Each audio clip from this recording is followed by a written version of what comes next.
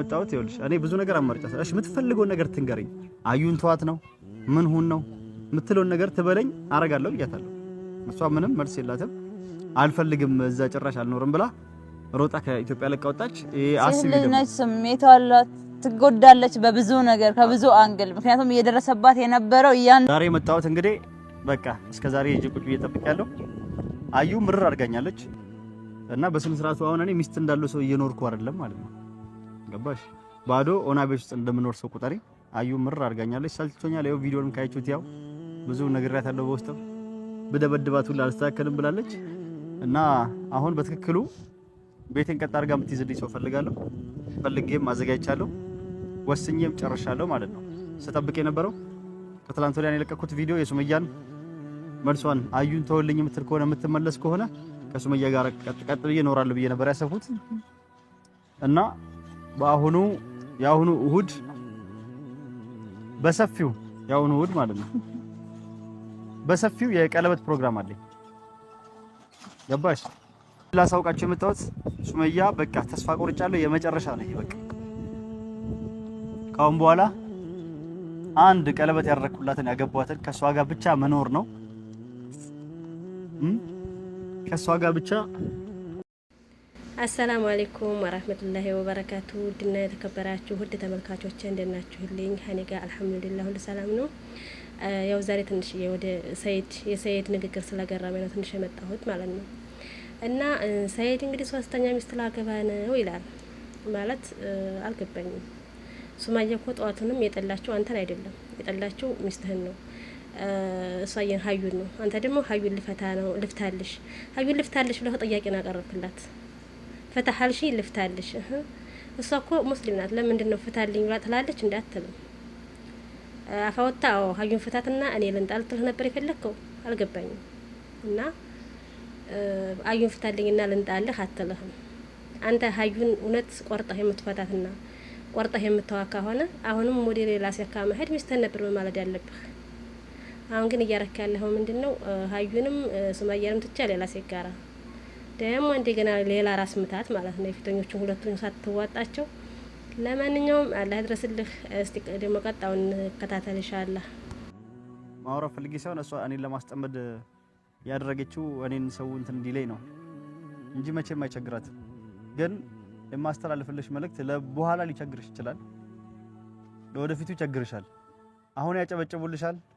የሆነ ወይ ስለኛ ማውራት ካቆምሽ ወይም ሰሪው ቪዲዮ ካቆምሽ እይታ ሲጠፋብሽ ሊቸግርሽ ይችላል ሌላ ቢዝነሶች የሉሽም ማለት ነው ስለዚህ አያዋጣሽም ነው ማለት ነው አሁንም ድረስ ማለት ነው እና ሰልችቶይ ነው እሱ እየተከተለኝ ሀገር ውስጥ እዛ ሲሄድ እዚህ ሲሄድ አሁን እዚህ መጣ ምንም አያመጣም ካሁን በኋላ ማይከተለኝም ብለሻል እውነትሽን ነው እኔ አልከተልሽም ምንም አላመጣም በቃ ካሁን በኋላ ተስፋ ቆርጫለሁ ባለፈው ተናግሬያለሁ እና ተስፋ ቆርጫለሁ እኔ ካሁን በኋላ አንቺን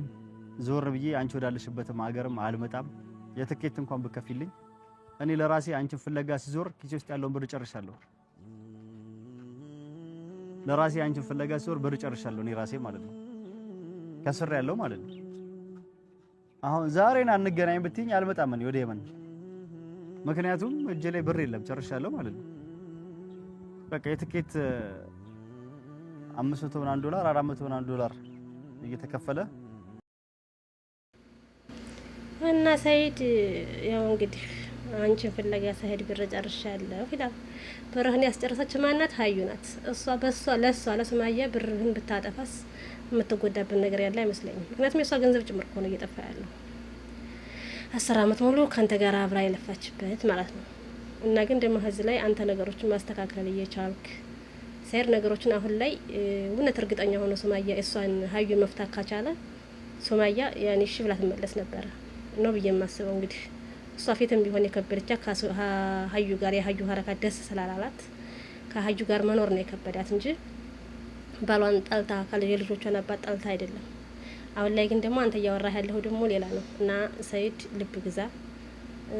ደግሞ ታጫለሽ ይቸግርሻል ምናምን ለምትለው ሴና ደካማ ናት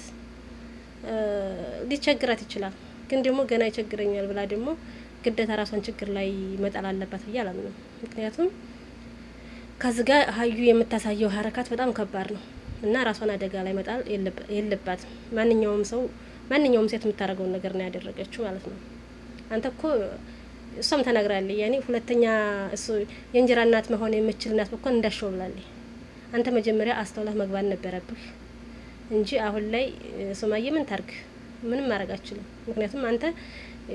አንተ ፍታልኝና እኔን ልታረቅ አትልህም እኮ አፋውታ ይሄን አትልም። ምክንያቱም ማንኛውም ሴት አትልም። ይሄን